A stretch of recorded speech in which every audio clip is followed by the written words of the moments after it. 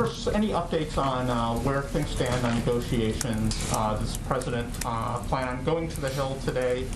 And just give us a general update on where things stand.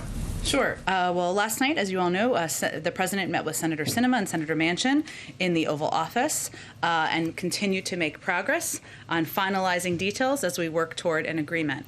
This morning, we had a number of senior staff up on Capitol Hill. Many of them may still be there now.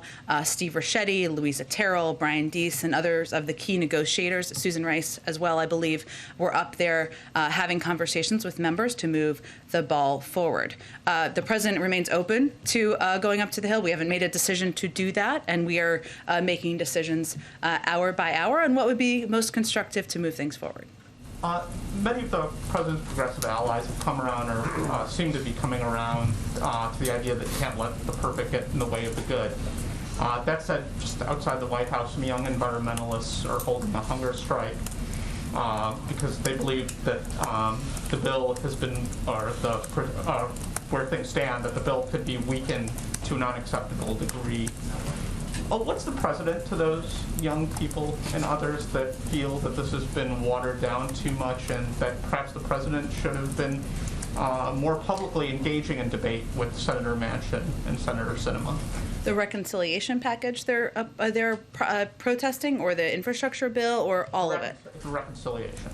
Well, what I would say first, the President admires the activism, the energy, of young people who are out there advocating for what they believe in, and the changes that he agrees should be made to how society functions, to long overdue investments in our climate. I think what we would say is, one, we are on track now to move forward once we get an agreement, which we are confident we are going to move ahead to have the biggest investment in addressing the climate crisis in history by the United States. It's not just the biggest; it's 5 times bigger than the second, what would be the second largest, which would be the Recovery Act.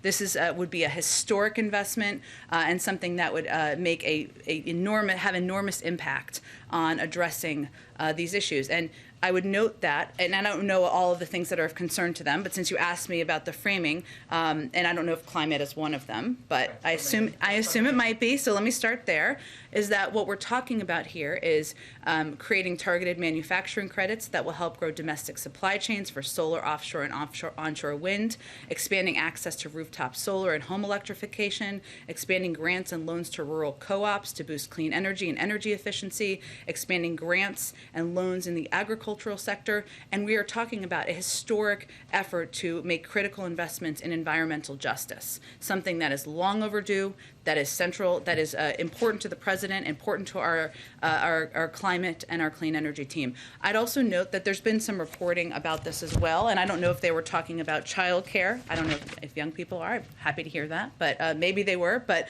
what we're talking about in terms of this package is also closing in on a deal that would make pre-K for 3- and 4-year-olds universal and free. This has never been done before, ever. Right now, just to give you some context, the average cost of preschool in the United States costs $8,600. Only 2 million 3- and 4-year-olds are in publicly funded preschool across the country. This legislation is on track to enable states to expand access to free universal preschool for 6 million 3- and 4-year-old children per year and increase the quality of preschool for more children many children already enrolled in publicly funded preschool. And the last piece I'd note is that we know the Affordable Care Act was also its own piece of historic legislation. This would massively build on that, expand access, lower costs for health care, which is of utmost concern to many activists and certainly a big priority for the President. So I would say we're excited about this package. The President is excited about this package because it will do so much in a historic nature to address longstanding problems that are overdue.